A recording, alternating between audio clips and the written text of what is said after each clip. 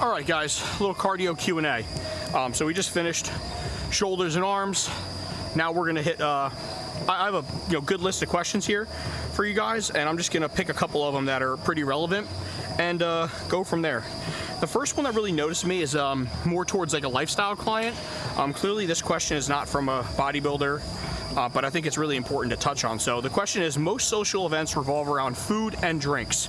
How do I navigate that? I don't want to stop getting invited by telling people I'm not eating or drinking multiple times, because it may cause people to stop inviting me in the future.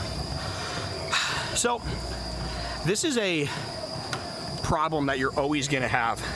You have to realize when you're embarking on a fitness endeavor that the majority of people in the world are not on this journey with you. 1% of the world has a six-pack, okay? Or noticeable abs in general. You know what that means? No one has it. It's something hard to get and something hard to obtain, and that's why there's value in it. If it was easy to get a six-pack, it wouldn't have any value. Just like if everyone had a Lamborghini, no one would care that someone had a Lamborghini. There'd be no worth towards it. So, communication is always the best thing in my opinion. So, I have friends, they know I don't drink at all. I don't drink alcohol at all. Maybe if you're lucky, you could get me on a whim once a year, once every 2 years. I probably won't even drink on my own wedding day when I get married. Maybe that, 50-50. But you gotta communicate with them. Say, hey guys, I have goals. I have a fitness journey. I'm more than willing to come out and have fun with you guys, but I'm not gonna drink and I'm not gonna eat. And if you're worried about, eating meal prep food in front of your friends, just run to your car. I mean, honestly, fake it till you make it. Get a fake phone call at 5 p.m. Hey guys, I gotta take this real quick. It's a work phone call. Hey guys, it's my mom. I gotta take this. Run out to your car and eat your chicken and rice real quick and then go back in.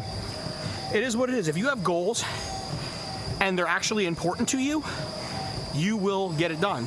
And your friends, if they're truly your friends, they will understand that you have goals and they should want you to succeed in the things that you are passionate about just as much as you want to succeed. If they don't, they're not your friends. They're just people who want to have fun with you in the moment. And quite frankly, if that's the case, I don't want people like that in my life anyway. How can I keep your goals? I guess continued progress is what they mean when they're on vacation. So vacation is a funny one. You obviously want to enjoy yourself while you're on vacation, but you don't want to be a complete glutton, because most people go away for a week and you can do a lot of damage in a week. What I like to do is make sure that I'm staying at a place, or if you're doing a cruise, that has a fitness center. And it doesn't have to be extensive, just enough to get a pump workout in and some cardio. So what I'll do when I'm on vacation, I'll just tell you what I do. And honestly, I ended up looking better like a day or two when I got back from the vacation than I did even when I was here. Most of the time, you're running around doing stuff, so steps are increased. You're also probably not eating as much because most people eat 3 times a day, right? So what I like to do is, first thing in the morning on an empty stomach, go hit the gym. I will bring single serving pre-workout aminos, okay, and electrolytes with me, and protein powder. I'm not a huge protein powder guy. I really like whole food, but if protein powder is something you enjoy, there's nothing wrong with it. So what I'll do is I'll hit the gym first thing in the morning, hit my cardio goal for the day, depending on what it was. Typically, I like to keep it the same. So if I'm only doing 30 minutes at home, I'll still do 30 minutes. If I'm doing an hour, you do an hour. So I'll drink the pre-workout, electrolytes and amino acids during the workout, hit the cardio. Immediately done cardio, I will drink the protein shake, 50 grams. So that'll give you 50 grams of protein for the day. Then, you wonder, you've had no fat, no carbs, only 50 grams of protein. Then most people will want to go to breakfast. By the time you're up, showered, dressed, you'll wake up, people will be drinking their coffee, and they'll get ready for breakfast. So breakfast, I like to keep it clean. So egg whites, added chicken, plain oatmeal, dry toast, maybe some fruit, things like that. Where people really mess up on the diet is not so much the carbs, it's the fat, because they'll eat mostly fat and sugar laden bullshit.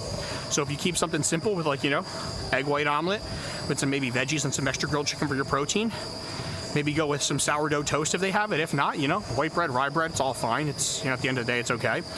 Personally, I do like oatmeal with some berries or half a banana or something like that. But if you can't, you can't. Then you're gonna go for lunch. Again, salads are everywhere. Get a plain salad, garden salad, grilled chicken, extra chicken, or get some kind of broiled or grilled fish with vegetables. Again, keep it light on the carbs. Because again, what are you typically eating for lunch? Burgers, sandwiches, crap. So I don't mind having a little bit of carbs from the breakfast because with the oatmeal and fruit and stuff like that, because you worked out and you only had a shake. Lunch, I'll keep it no carbs. Then typically after lunch, I would do another protein shake. A lot of times there's food stores wherever you're gonna go, or you can just pack plain oatmeal Quaker packets with you, dry. So the other 2 scoops of protein powder, stick 1 packet of oats in there or something if you need a little bit extra carbs if you're a bigger guy. Again, they make peanut butter and almond butter packets. Justin's makes them. Slurp 1 in if you need a little fat source, healthy fats. And then for dinner, I usually tell people to kind of eat what they want.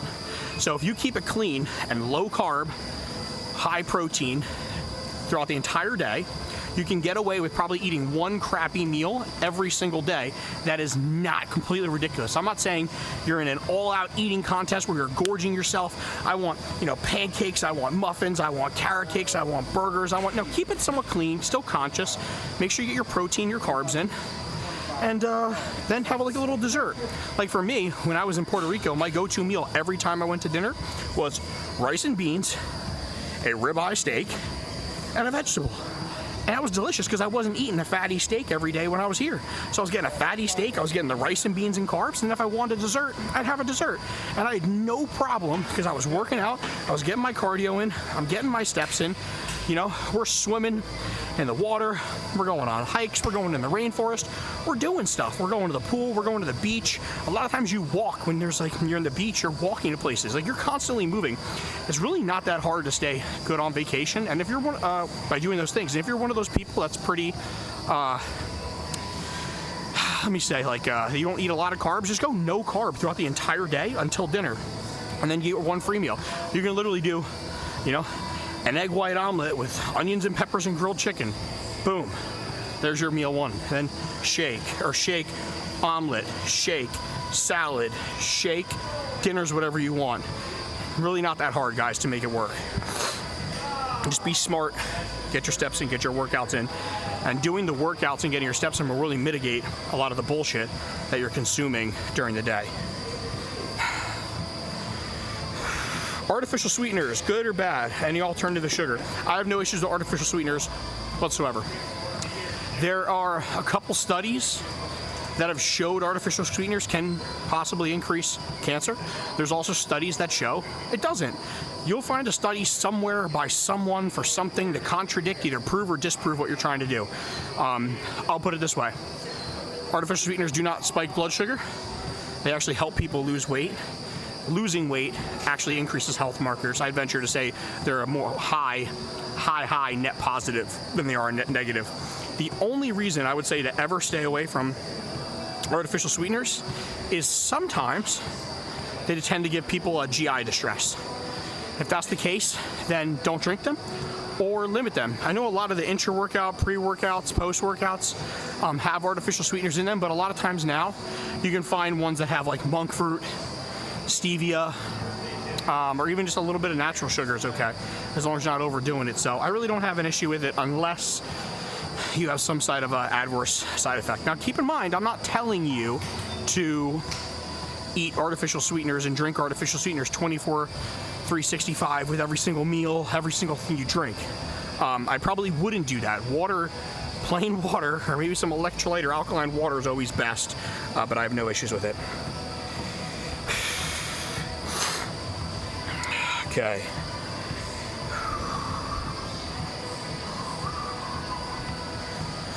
Let's see. Lagging body parts. There's a lot of good questions here. We got plenty of Q&As to do. How to work out lagging body parts.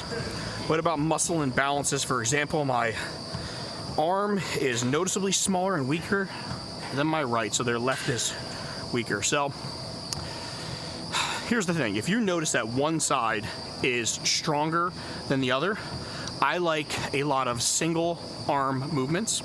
So example, if you know the left side is weaker than the right and you do a bar movement, what's gonna happen? It's gonna be imbalanced. This side is gonna fatigue faster than this one, and then this arm's gonna take over, getting more muscle recruitment in this arm than you are this arm. The best way to do that, again, is single arm. So you pick a weight that is easy for your right and a little difficult for your left. So what I would say is if you're getting 20-pound dumbbell, you're getting 10 reps in your right is pretty easy, 10 reps in your left is pretty difficult. Continue using that weight that is difficult for the left and not the right. Eventually your left will catch up to the right. Your right won't see as much progress or progress at all, but you don't want that. You want your left to catch up to imbalance or fix the imbalances. Same thing for any body part, use that principle. A lot of single-armed, single-legged movements. How much protein should I eat a day? How do you make it easier to intake that much protein? What has better protein quality, plant, animal, or whey, dairy based?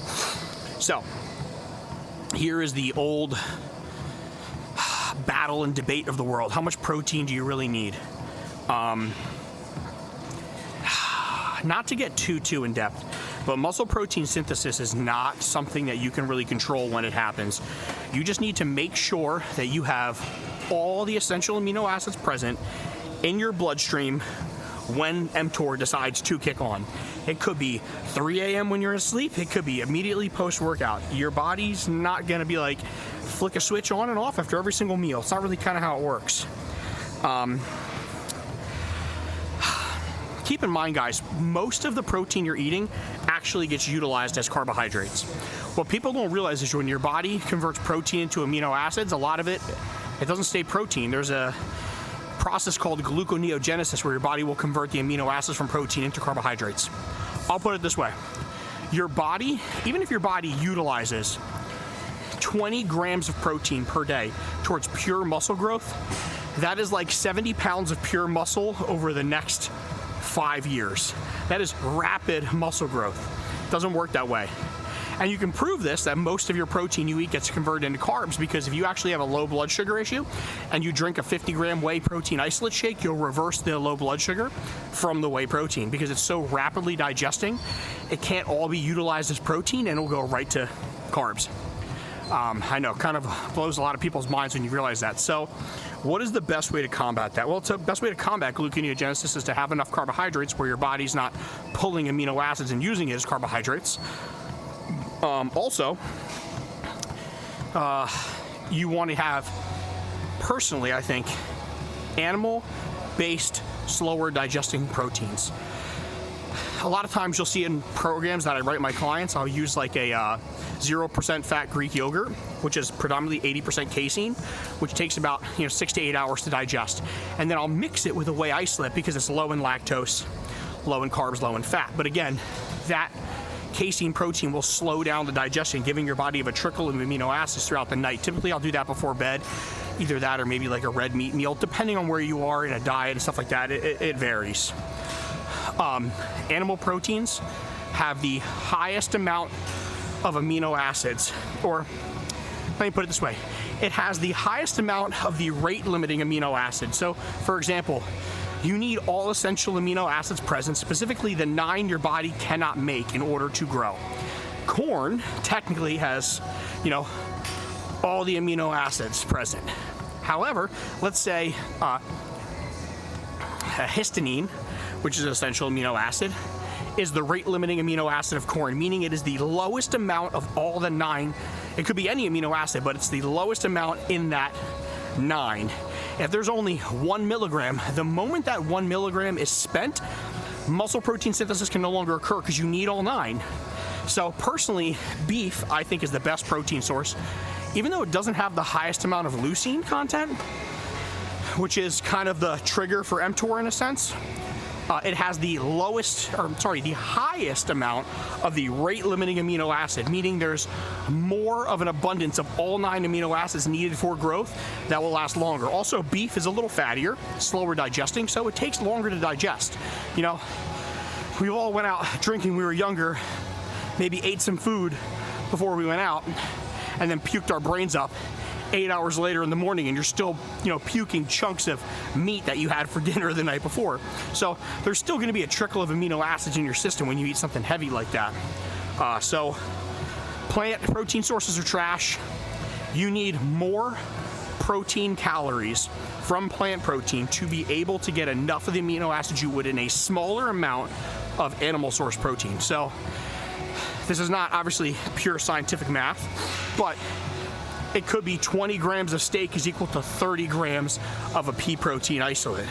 So now you have an extra 10 grams of protein over 4 calories. So you have to eat, 40 calories more per meal to be able to get the same amount of amino acid recruitment. So it's actually going to be harder for you to lose weight with the plant-based protein sources. So that's why the animal source-based, which includes dairy, is always the best. As long as you can handle lactose, really dairy proteins are very good. They also have naturally occurring things to help with your immune system, like growth factors and stuff like that. All right, we'll do one more question.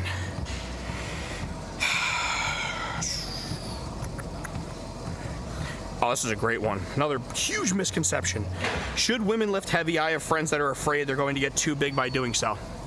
I'm going to reverse this on you.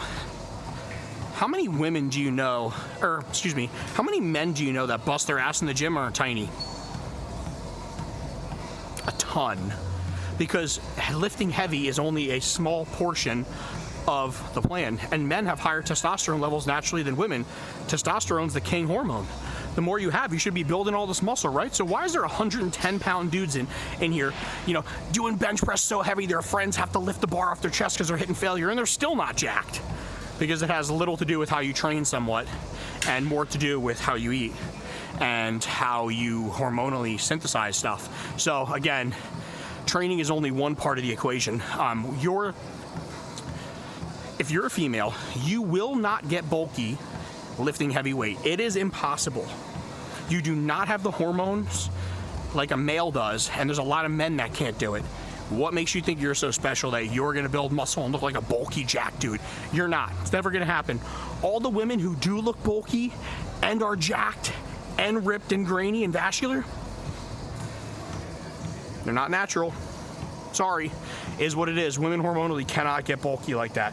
The only way you're gonna get bulky is if you eat like a slob and you get fat bulky, okay? And the only way you're gonna get muscular bulky is if you take steroids. It just is what it is for women.